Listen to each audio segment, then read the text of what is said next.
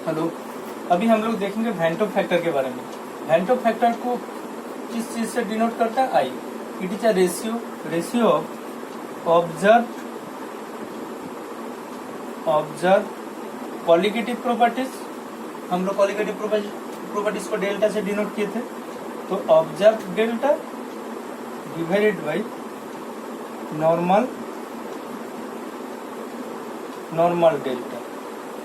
अच्छा, इसको थोड़ा समझते हैं। ये ऑब्जर्व डेल्टा और नॉर्मल डेल्टा मतलब क्या होता है ना? ऑब्जर्व मतलब जो चीज, ये थोड़ा तुम लोग को जानना होगा। ये एक्सपेरिमेंट से जो पता चला, एक्सपेरिमेंटल, और ये जो वैल्यू है कैलकुलेटेड। इसका मतलब क्या है ना? एक्सपेरिमेंटल मतलब क्या ना? जो हम लोग कॉलिगेटिव प्रॉपर्टी से आए। हम लोग एग्जाम्पल लिए तुम्हारा ऑस्मोटिक प्रेशर का, तो उसी से हम लोग बोलते हैं, उसी से जो मॉलिकुलर मास का जो ऑब्जर्व जो कॉलिगेटिव प्रॉपर्टीज है वो जो आया है, वही वैल्यू है मेरा ये वाला ऑब्जर्व। और नॉर्मल वैल्यू क्या है?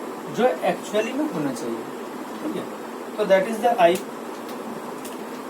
अभी हम लोग देखेंगे कि अगर ये होता है तो हम लोग बोल सकते हैं कि it means delta observe divided by delta calculated. ठीक है,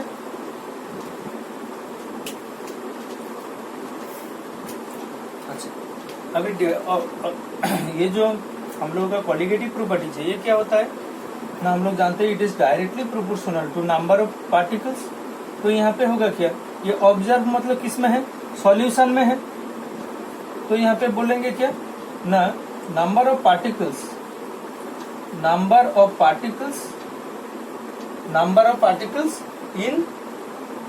in solution, number of particles in solution divided by normal number of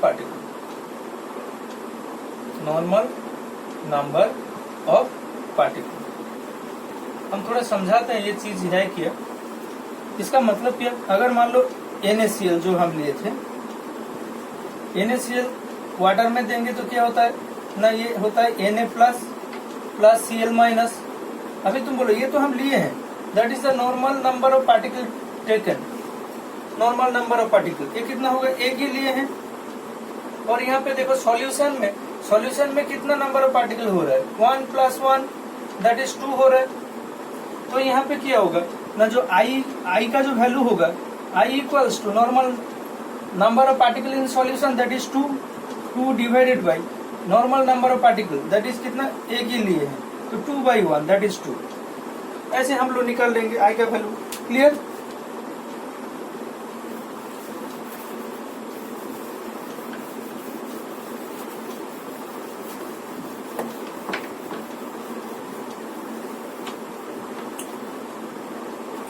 इसके बाद देखेंगे तो फिर मेरा क्या हुआ ना? आई इक्वल्स टू हुआ delta observe by delta calculated equals to number of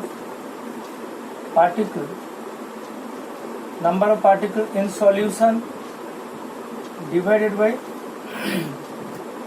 normal number of particle.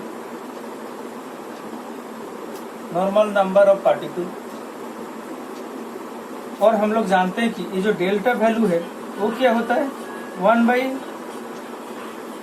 मतलब क्या हुआ ना? डेल्टा कॉलिगेटिव प्रॉपर्टीज जो होता है वो क्या होता है ना? Molecular mass of the solute का इनवर्सली प्रोपोर्शनल। तो यहाँ पे बोलो तुम क्या होगा? ये अगर ऑब्जर्व है तो m' ऑब्जर्व नीचे आएगा, अगर कैलकुलेटेड नीचे है तो m' कैलकुलेटेड ऊपर जाएगा, दिस इक्वल्स टू हो जाएगा। इसका मतलब क्या हुआ ना? इसका मतलब हुआ ये जो पाई भी इक्वल्स टू nRT, ये कैलकुलेशन यूज करके हम लोग जो मॉलिकुलर मास निकाले थे दैट क्या हुआ ना? That is m' observe. और जो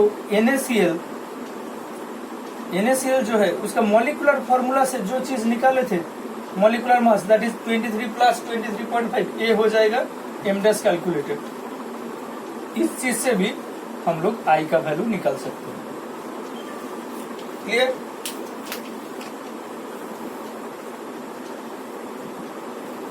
तो इसको मिटा रहे हैं। तो अभी देखेंगे, अभी हम लोग क्या देखेंगे ना, I इक्वल्स टू, तो फिर क्या हुआ, m डैश कैलकुलेटेड, मतलब normal molecular mass, normal m dash divided by observe m dash.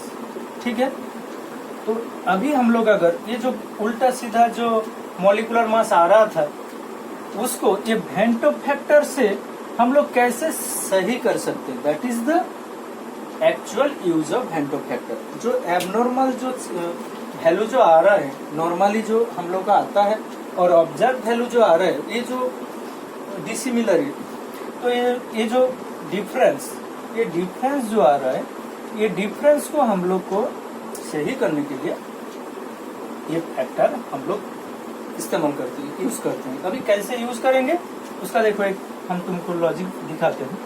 तो अगर हम यहाँ पे नॉर्मल मॉलिक्यूलर मास हम लोग को चाहिए, तो नॉर्मल m डैश क्या होगा ना, I into observe molecular mass, observe m dash. अभी तुम बोलो ये जो पाई भी equals to W by M dash RT, जो मेरा इक्वेशन था, यहाँ से यूज करके हम m डैश को क्या निकाले थे ना, WRT बाई पाई भी, ये मेरा क्या था, ऑब्जर्व m डैश। तो यहाँ पे हम यूज कर सकते हैं देयरफॉर नॉर्मल एक्चुअली जो मॉलिक्यूलर मास वो क्या होगा ना, I into WRT by pi भी। बोलो ठीक है, तो यहाँ पे हम लोग क्या यूज कर सकते हैं ना, देयरफॉर दैट मीन्स, तो पाई भी equals to I into W by M dash RT। That means क्या आ रहा है ना, पाई भी equals to I into NRT। इसका मतलब क्या हुआ, देखो ये इक्वेशन जो हम लोग को मिला, और ये जो इक्वेशन था एक्चुअली में क्या था, पाई भी इक्वल्स टू NRT। तो इसके ये यूज करके हमको डिफरेंस वैल्यू आ रहा था, और ये यूज करके हमको सही वैल्यू आ गया। कैसे आएगा सही वैल्यू, क्योंकि यहाँ पे वेंटो फैक्टर देखो एक मल्टीप्लाई हुआ है। इसका मतलब ये जो क्वालिटेटिव प्रॉपर्टीज का जितना भी इक्वेशन हम लोग देखे हैं, जैसे क्या हम लोग अगर इसको थोड़ा मीठा रहे,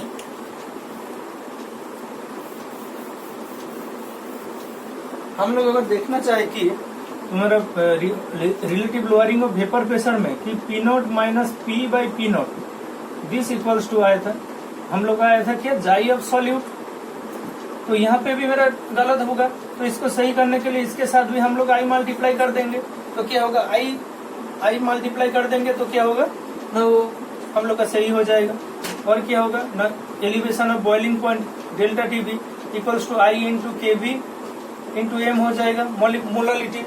और क्या होगा, डिप्रेशन इन फ्रीजिंग पॉइंट में डिप्रेशन कितना होता है ना, delta TF equals to I into KF into M। तो ये सारे इक्वेशन हम लोग यूज करेंगे इंस्टीड ऑफ यूजिंग ऐसे normal equation, that is the van't Hoff factor. अभी I हम लोग कैसे निकालेंगे ना, I निकालने का फॉर्मूला अभी हम लोग बोले कि I इक्वल्स टू क्या होता है ना, number of particle in the solution divided by normal number of particle. तो ये चीज यूज करके हम लोग I इजीली फाइंड आउट कर लेंगे, और वही I यहाँ पे अगर कहीं किसी के साथ भी मल्टीप्लाई करके हम लोगों का सही जो वैल्यू है वो हम लोग का आ जाएगा। अभी थोड़ा देखते हैं डिसोसिएशन, एसोसिएशन और नो चेंज में क्या होता है।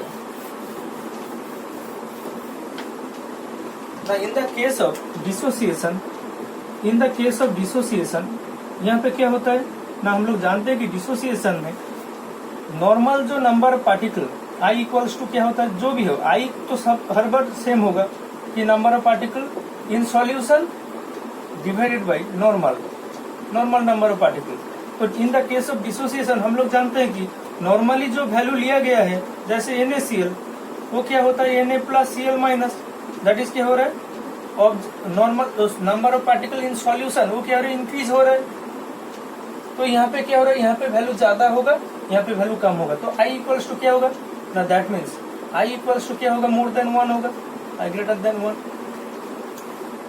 इन the case of association, in the case of association यहाँ पे क्या आएगा ना, हम लोग यहाँ पे कम होगा तो यहाँ पे number of particle in solution कम हो जाएगा, तो ऊपर में कम और नीचे ज्यादा, मतलब क्या होगा, आई क्या होगा, लेस देन 1 हो जाएगा। और in the case of no change, no change में आई का वैल्यू क्या होगा ना, आई का वैल्यू होगा 1।